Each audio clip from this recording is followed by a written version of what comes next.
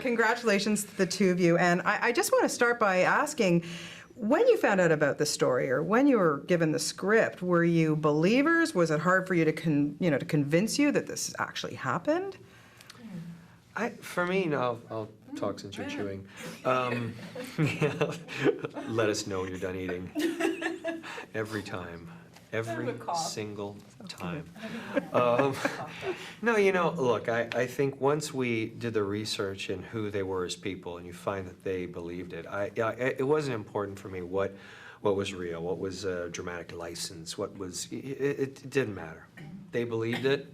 It's all subjective to, and you can't, you don't want to judge your character anyway, but certainly when you're dealing with real people that really believed in the things that they saw, that's the only way to go. So there was never really any doubt. The only thing I think we would, as we got more into reading The Demonologist, this book, you'd sort of, it was always sort of reading it, putting it down, I'm not sure if I should have read that. Wait, that really happened? There's a lot of that, and that was tough. Excuse me, there's some demon choking me at the moment. There is. Well, that's okay. Okay. We need Lorraine to come in and Hold on, let me pull help you my out cross. here. De retro. That was my voice. I've been fortunate enough to not ever have any. Except for now. Do you want to have a drink of Any water? choking? I've been fortunate to not. I've been fortunate enough to not ever experience anything diabolical to this degree. I've experienced little weird things, but not this. And I've known people close to me whom I respect and. Or demons. Who have had really powerful and obnoxious experiences, and I believe them. I had no choice but to believe Lorraine. I treated it as a biopic. I'm playing her, and I'm coming from her perspective. Was it invaluable having her around? Yes. Yeah.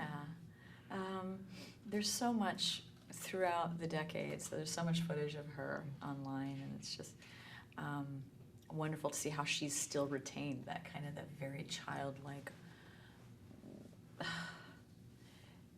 positive, compassionate spirit, even more so. She still has her phone listed. She still wakes up to answer calls that come her way in the middle of the night. If someone's going through it, she's just so compassionate. Yeah.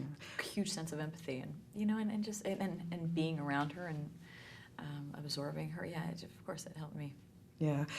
What is it about James Wan in that brain of his? Why is he so good at this? You've now made, this is your third film, like the Insidious films, and this. Why does he do this so well? What is it about this guy? He's like an amazing lunatic composer. He's got an amazing sense of tempo and rhythm. I think that has a lot to do with editing and storytelling, especially with this kind of genre. It's all in the timing, and you said something great about the false starts. Yeah, the false scares. Yeah.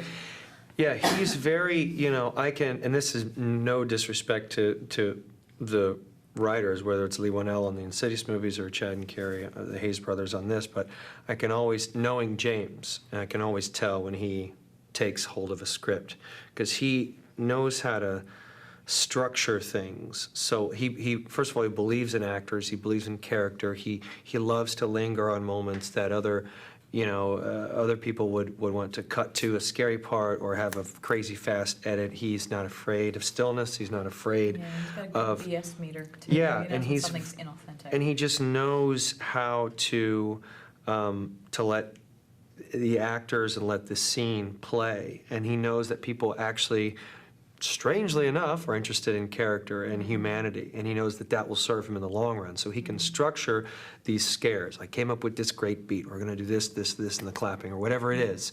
But he knows how to structure that, but he knows where that fits in. And I think, to me, that's why, and he doesn't believe in any false scares. If something comes out, something scares you, it's going to be something that can harm you. You're not going to be let off by going, oh, it's just a cat, or whatever. It's always something that could put you in danger. So he's constantly pushing you and pulling you. And I think that's why, to me, this is, and we went and did Insidious 2 after this, and that had a whole different beast. But in the world that he lives in, it is a composer. I mean, he knows how to tune it like he's writing an orchestra piece. Was there ever a time when either of you or both of you wanted to go to the real house and check it out? No. Yeah. No. It wouldn't have helped my performance, and he wouldn't have. No, it probably would have hindered. I really do believe in. Oh, no, I don't. I talked. Yeah, I mean, I went to the Real Artifact room in Lorraine's house. That's about as real as it gets. Yeah, the Real House in Rhode Island, which looks different than the house that we constructed or that they constructed. I had nothing to do with the building of it. Highly skilled professionals doing that. But yeah, I mean, it's not. You're always, in every performance, you're always sort of sifting through what's important. Like, what's important for the story. It's like you don't want to get overloaded in all this information. So you concentrate on a few things, and you really dig deep into that. And I think then you can sort of form your performance around that. Yeah. Do you guys remember the first movie that scared the crap out of you? For me, it was The Exorcist. I'll never forget it. Yeah, Poltergeist for me, and weirdly, the TV version of Salem's Lot. Scratching on the window. Yeah? Red Rum. Yeah. The Shining. It was Shining, I think. Or Cannonball Run. Yeah, that was pretty scary. It was scary. The Freddy Krueger series really scared me. Yeah. What Yeah. was that The like? third one, Dream Warriors. Which number? Dawkins did the theme song. You're really into this, aren't you? Yeah. I'm in a Dawkins.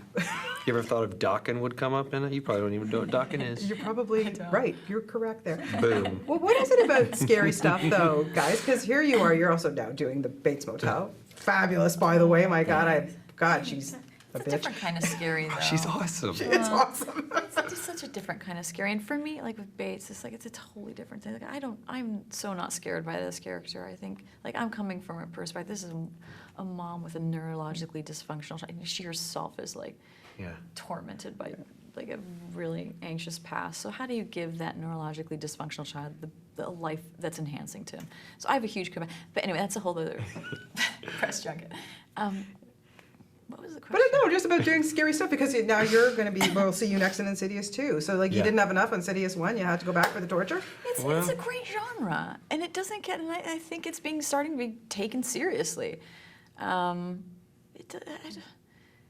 Because of the adrenaline rush it gives. Because you watch these kind of films and think, oh, my scenario isn't that bad, comparatively to what these people are going through. Yeah, that is true. That is absolutely true. You did, both of you, such a great job in this. I mean, Lorraine must be thrilled with hope so, the yeah. homage you guys have paid to her and her husband. And like I say, scared the crap out of me. Thank you so much. I had a Thank great time. you. Thank you.